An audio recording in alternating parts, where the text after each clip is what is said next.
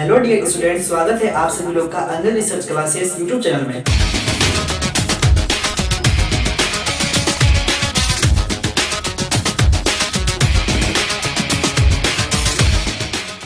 आज मैं engineering physics की फर्स्ट लेक्चर जो मात्रक एवं विमाएं यानी यूनिट और डायमेंशंस के विषय में बताने का पूरा प्रयास करूंगा। आप लोग हमसे जुड़े रहिए। हमारे मेहनत के लिए एक छोटा सा लाइक कर दीजिए और अपने दोस्तों में शेयर भी कीजिए, उनको भी बताइए Angad research classes YouTube channel के विषय में। इसके अंतर्गत मैं आपको पढ़ाऊंगा, बस आप लोग हमसे जुड़े रहिए। अगर आप सभी लोग हमारे लिए प्यार दिखाना चाहते हैं तो हमारे वीडियो को लाइक कीजिए और कमेंट को प्यार से भर दीजिए और हमारे वीडियो को शेयर कीजिए। सबसे पहले जो मात्रक और विमाएं जो पढ़ रहे हैं, इससे पहले स्टार्ट करने से पहले हम लोग को कुछ बेसिक चीज जानना आवश्यक है। हम सबसे पहले भौतिक विज्ञान बता रहे हैं कि भौतिक विज्ञान है क्या। समझ लीजिए कि अगर भौतिक विज्ञान, इसको अंग्रेजी में हम लोग फिजिक्स कहते हैं, और जो फिजिक्स है ये हमारे ग्रीक भाषा के फ्यूसिस शब्द से बना हुआ है, जिसका अर्थ होता है नेचर यानी कि प्रकृति। इसका क्या होता है? प्रकृति। यानी कि हम कहेंगे कि भौतिक विज्ञान विज्ञान की ऐसी शाखा है जिसके अंतर्गत हम प्रकृति के विषय में अध्ययन करते हैं। ठीक है, प्रकृति में हम जानते हैं कि बहुत सारे वस्तु पाए जाते हैं ना। प्रकृति में हम जितने भी वस्तु हम आंखों से देख सकते हैं वो सब प्रकृति में पाई जाती है ना।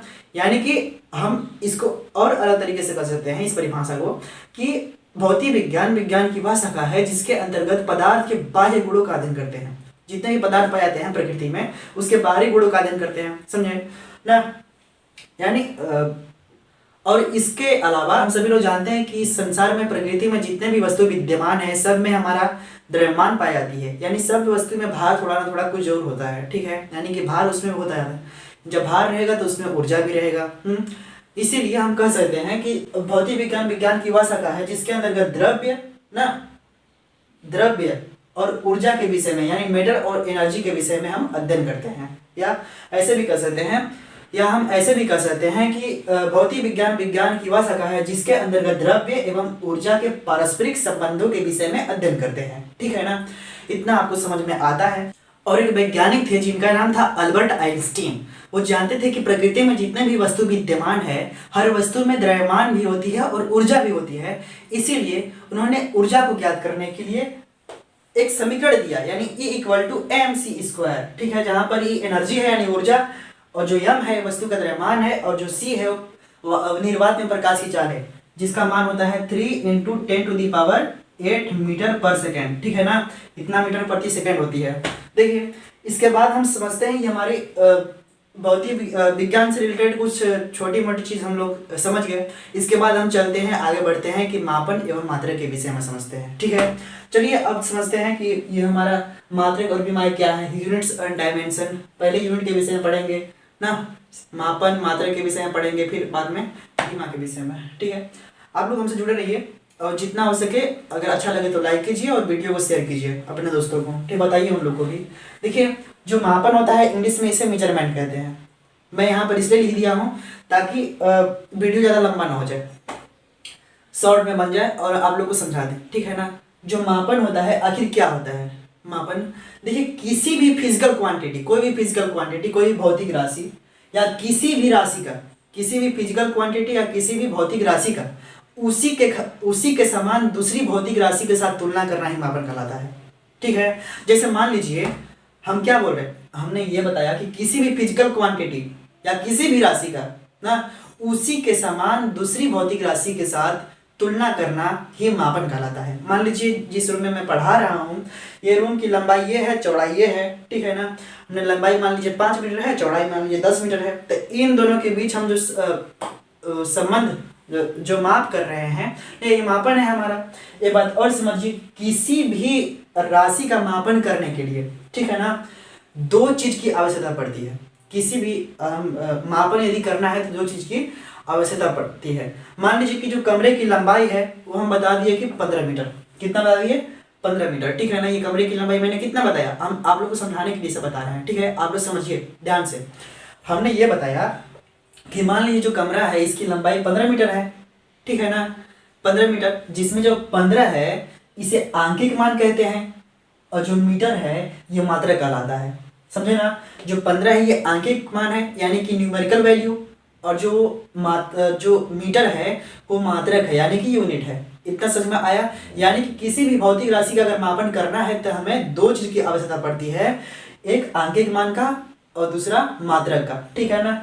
अगर हम कहेंगे ठीक है, इसके बाद एक और उदाहरण देते हैं। जैसे कि भार, यदि किसी वस्तु का भार है 15 किलोग्राम, मान लीजिए आप चना लेने के लिए गए मार्केट, आलू लेने के लिए गए, प्याज लेने के लिए गए, सब्जी लेने के लिए गए ना, तो आप वहां पर जाकर कहिए कि हमको 15 दीजिए। अरे 15 दीजिए का मतलब क्या दीजिए 15? आप उसके साथ आप 15 के बाद आप बताइए किलोग्राम चाहिए कि आपको ग्राम में चाहिए, बताएंगे तभी ना। केवल कहेंगे आप कि हमको 15 चाहिए, तो कहाँ से? वो तो बेवकूफ पढ़ा रह जाएगा, समझ ही नहीं पाएगा, तो कहाँ से बता। लेकिन जो भार है हमारा, मान लीजिए किसी वस्तु का भार है हमारा 15, कितना? 15 किलोग्राम, ठीक है ना। तो इसमें जो 15 है हमारे आंकिक मान है और जो किलोग्राम है ये हमारा मात्रक है। इतना समझ में आया। यानी कि ये हमारा आंकिक मान है न्यूमेरिकल वैल्यू, और जो किलोग्राम है ये मात्रक। इससे हमें ये पता चलता है कि किसी भी भौतिक राशि का जब मापन करते हैं तो हमें दो चीज की आवश्यकता होती है, एक आंकिक मान की और एक मात्रक की, ठीक है। एक और उदाहरण लेते हैं। उदाहरण एक, मान लीजिए वेग है, किसी वस्तु का वेग ना, जो कि 30 मीटर पर सेकंड से गति कर रहा है। तो जो 30 मीटर पर सेकंड है, इसमें जो 30 है यानी 30 है, ये हमारी न्यूमेरिकल वैल्यू है, आंकिक मान है। जबकि जो मीटर पर सेकंड है ये हमारा मात्रक है यानी यूनिट है। इतना समझ में आया। इसके बाद में हम आगे समझाते हैं। आप लोग हमसे जुड़े रहिए और जितना हो सके वीडियो को शेयर कीजिए, अपने दोस्तों को बताइए Angad research classes YouTube channel के विषय में, ठीक है ना। इतना पहले स्क्रीनशॉट लीजिए, इसके बाद हम आगे बताते हैं, आगे बढ़ते हैं।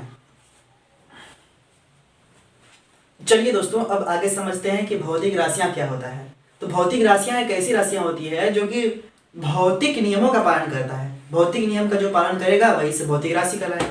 तो हमारे देखिए भौतिक राशि जो फिजिकल क्वांटिटी है, इसको दो वर्गों में वर्गीकृत किया गया है, दो भागों में बांटा गया है।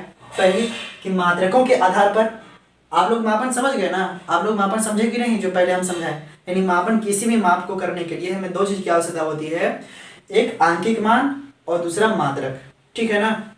चलिए, हमारे जो भौतिक राशियां हैं यानी कि फिजिकल क्वांटिटी, अब हम आगे समझते हैं कि हमारा भौतिक राशियां जो फिजिकल क्वांटिटी है, इसको मुख्य रूप से दो भागों में बांटा गया है, या एक मात्रक के आधार पर और एक दिशा एवं परिमाण के आधार पर, ठीक है ना। On the basis of unit और on the basis of direction and magnitude, ठीक है ना। यानी कि मात्रकों के आधार पर और दिशा और परिमाण के आधार पर बांटा गया है। ये परिमाण है ना, परिणाम नहीं है, ध्यान से देना, ये परिमाण है, परिमाण के आधार पर बांटा गया है। इसके बाद में इसको फिर जो मात्रक के आधार पर बांटा गया है, इसे फिर दो भाग बांटा गया है, एक मूल राशियां और एक व्युत्पन्न राशियां, ठीक है ना। तो मूल राशियां क्या होती है? तो वे राशियां जो स्वतंत्र होते हैं, किसी पर निर्भर नहीं होते हैं, तो इस प्रकार की राशियों को हम मूल राशि कहते हैं, ठीक है ना। जैसे कि लंबाई, द्रव्यमान, विद्युत धारा, ज्योति तीव्रता, ठीक है, यही सब जो है ये सब हमारा मूल राशियां हैं जो कि किसी पर निर्भर नहीं रहते हैं। अब समझते हैं कि व्युत्पन्न राशियां क्या है। तो वे सभी राशियां जो कि मूल राशियों की सहायता से प्राप्त करते हैं, तो वे सब राशियां क्या कहलाती है? व्युत्पन्न राशियां कहलाती है, ठीक है ना। यानी कि डिराइव्ड क्वांटिटीज कहलाती है। मान लीजिए, अच्छा, हम व्युत्पन्न राशियों को हम किसकी सहायता से प्राप्त करते हैं? तो मूल राशियों की सहायता से व्युत्पन्न राशि का निर्माण होता है। जैसे कि मान लीजिए कि W = F × S, ये हमारा कार्य बराबर बल गुणे विस्थापन है ना जी। कार्य बराबर बल गुणे क्या? विस्थापन, हमारा विस्थापन। तो जो हमारा कार्य है W ना, ये हमारा व्युत्पन्न राशि हुआ, लेकिन जो ये है F और S अलग अलग, ये मूल राशि है। F हमारा मूल राशि है और जो S है यानी कि विस्थापन, ये भी एक मूल राशि है। तो इन दोनों की सहायता से ये व्युत्पन्न राशि प्राप्त की जा रही है। समझ में आया ना कि जो व्युत्पन्न राशियां होती है वो दूसरे पर निर्भर होते हैं, यानी कि मूल राशियों पर निर्भर होते हैं, तो व्युत्पन्न राशियां कहलाते हैं। समझे? समझ गए। इसके बाद में हम आते हैं कि दिशा एवं परिमाण के आधार पर ना, इसे भौतिक राशियों को भी दो भागों में बांटा गया है, एक अदिश राशियां और एक सदिश राशियां, यानी कि स्केलर क्वांटिटीज और वेक्टर क्वांटिटीज। समझे? तो अदिश राशि क्या होते हैं? तो ऐसी राशियां जिनको व्यक्त करने के लिए परिमाण की आवश्यकता होती है, दिशा की नहीं। समझे? और जो सदिश राशियां हैं, तो ये ऐसी राशियां हैं जिन्हें व्यक्त करने के लिए हमें दिशा और परिमाण दोनों की आवश्यकता पड़ती है। समझे ना? अगर इतना समझ में आ गया तो इसका स्क्रीनशॉट ले लीजिए, आगे हम समझाते हैं। हेलो डियर स्टूडेंट, अब इसी क्रम में हम आगे समझते हैं, ठीक है। जो मूल राशियां हैं, कुछ मूल राशियों का नाम हमने लिखा है, कुछ मूल राशि, ठीक है ना। मूल राशि 7 होते हैं, जो कि 7 मूल राशि यहाँ पर दिखाया गया है, ध्यान से देखिए। पहला मूल राशि हमारा द्रव्यमान है ना, जिसको इंग्लिश में मास कहते हैं। किसी भी वस्तु का द्रव्यमान जो होता है उसे किलोग्राम में मापते हैं, ठीक है। तो ये हमारे मूल राशियां हैं और ये हमारी यूनिट्स हैं, इसके मात्रक हैं, और उसे किस चीज से प्रदर्शित करते हैं उस संकेत यहाँ पर लिखा गया है, ठीक है ना। मैं बता रहा हूँ बारी बारी से समझिए। जो द्रव्यमान है इसको इंग्लिश में मास कहते हैं, इसे इसका द्रव्यमान का जो मात्रक होता है, मूल मात्रक, वो किलोग्राम होता है, समझे। और इसे केजी से दिखाते हैं, केजी से प्रदर्शित करते हैं। इसके बाद किसी भी वस्तु की लंबाई चौड़ाई जो होती है, लंबाई, वो हमेशा मीटर में मापा जाता है। किसमें? मीटर में। और एक बात समझ लीजिए, जो किसी भी वस्तु की जो लंबाई होती है उसे हमेशा मीटर में मापते हैं, जैसे 10 मीटर, 15 मीटर, 20 मीटर, ठीक है ना। ये बात को ध्यान रखिए। और मीटर को हमेशा एम से प्रदर्शित करते हैं, हाँ, इतना ध्यान में होना चाहिए। इसके बाद में आता है एक और मूल राशि जो कि समय। मूल राशि समय भी आता है। समय का मात्रक सेकंड होता है, सेकंड को हम एस से प्रदर्शित करते हैं। इसके बाद समझते हैं जो ताप होती है, ये भी मूल राशियां हैं, जो कि ताप इंग्लिश में टेम्परेचर बोलते हैं। इसका मात्रक केल्विन होता है, केल्विन, जिसे हम के से प्रदर्शित करते हैं। इसके बाद में ज्योति तीव्रता आता है ना, यानी कि ल्यूमिनियस इंटेंसिटी, ज्योति तीव्रता। इसका मात्रक कैंडिला होता है, कैंडिला, जिसको हम सीडी से प्रदर्शित करते हैं। इसके बाद आता है कि विद्युत धारा, ये हमारा मूल राशि है, मूल राशि इलेक्ट्रिक करंट ना, इसका मात्रक हमेशा एम्पियर होता है, एम्पियर, इसे हम कैपिटल ए से प्रदर्शित करते हैं। इसके बाद में आगे समझते हैं कि पदार्थ की मात्रा या द्रव्य की मात्रा, ठीक है ना। जो ये है हमारा मूल राशि, लास्ट वाला जो द्रव्य की या पदार्थ की मात्रा या आणविक मात्रा ही बोल सकते हैं इसे, इसका जो मात्रक होता है वो मोल होता है, और मोल को हमेशा MOL से प्रदर्शित करते हैं, ठीक है। इतना समझ में आया। इसके बाद हम ये समझ लेते हैं कि कुछ पूरक राशियां भी होती हैं, मूल राशियां। इसके बाद कुछ पूरक राशियां भी होती हैं, उसको ध्यान रख लीजिए आप लोग। एक कुछ पूरक राशियां, एक समतल कोण होता है, एक पूरक राशि है, और एक घन कोण, ये पूरक राशि है, समझे ना। यानी समतल कोण का जो मात्रक होता है वो हमारा रेडियन होता है। समतल कोण का जो मात्रक है वो रेडियन, और घन कोण का जो मात्रक होता है वो इष्ट रेडियन ना। रेडियन को हमेशा RAD से प्रदर्शित करते हैं, जबकि इष्ट रेडियन को SR से प्रदर्शित करते हैं। तो चलिए दोस्तों, आज की फर्स्ट लेक्चर यहीं तक समाप्त करते हैं। तो चलिए दोस्तों आज की फर्स्ट लेक्चर यहीं पर समाप्त करते हैं। अगर मिलते हैं अगले लेक्चर में। इसे हमें कमेंट करके जरूर बताइएगा कि आपको मेरी ये फर्स्ट लेक्चर कैसी लगी, ठीक है। इसके बाद हम मिलते हैं अगले लेक्चर में, और जितना हो सके उतना अपने दोस्तों को शेयर कीजिए, उतना लोगों को बताइए। मैं आप लोग का जो चैप्टर है उसको मैं लगातार आप लोग के लिए मैं बनाना चलूँगा, आप लोगों को सुना चलूँगा, और आप लोग के बीच में हम लगातार लेकर के आते रहेंगे। हमारे साथ जुड़े रहने के लिए आपका बहुत बहुत धन्यवाद। मिलते हैं अगले लेक्चर में। थैंक यू, धन्यवाद।